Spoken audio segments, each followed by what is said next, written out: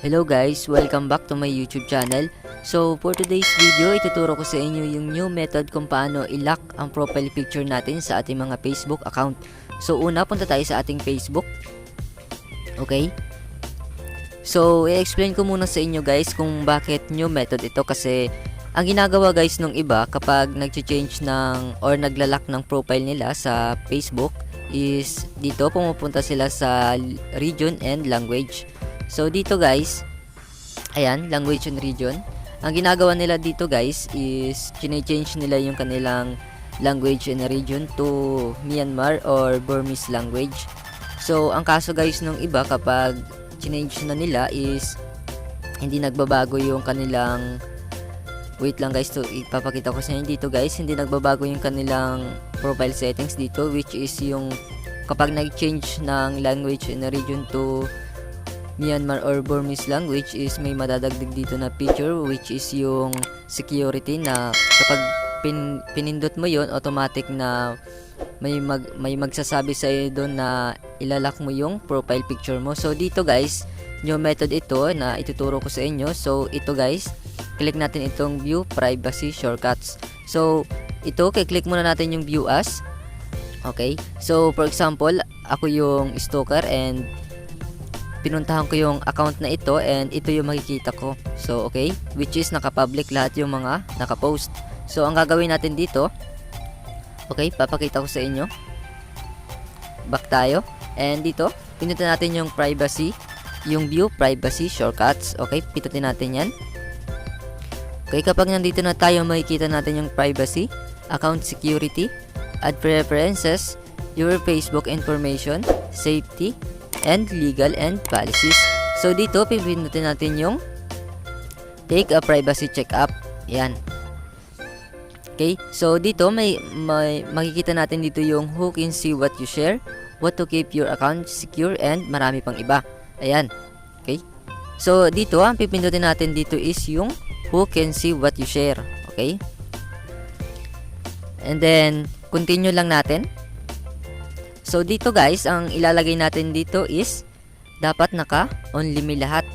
Okay? Yung phone number, birthday, hometown, relationship, current city, education, friends, and following.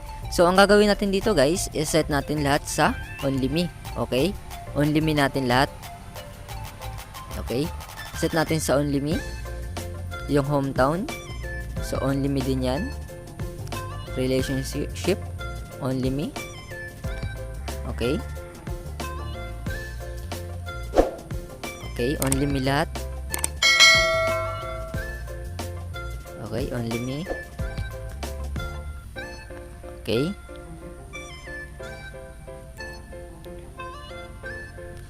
So kapag na only me nyo na lahat to guys, so next nyo lang. Okay, next natin.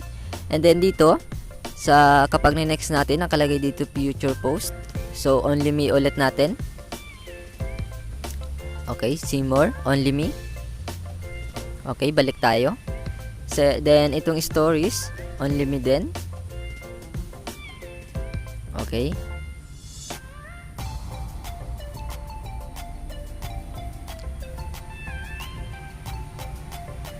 Or, pwede natin sa friends lang guys. So, wala pala ditong only me.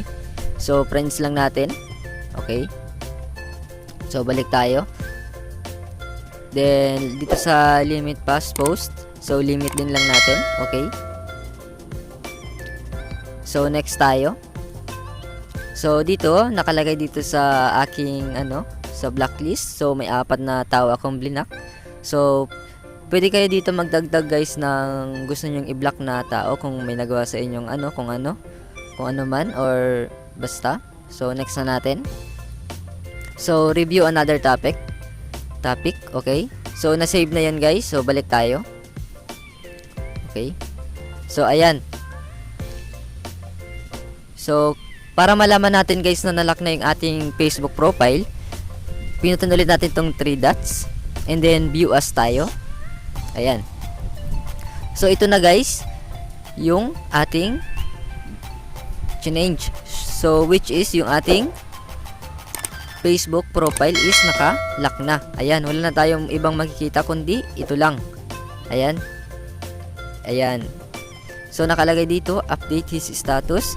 This content isn't available right now. So pwede nyo naman to guys i-change dun sa settings kanina na ginawa natin dito. Ayan dito. So balik tayo. So dito ulit, pwede nyo siyang i-change kung gusto nyo i-public ulit lahat.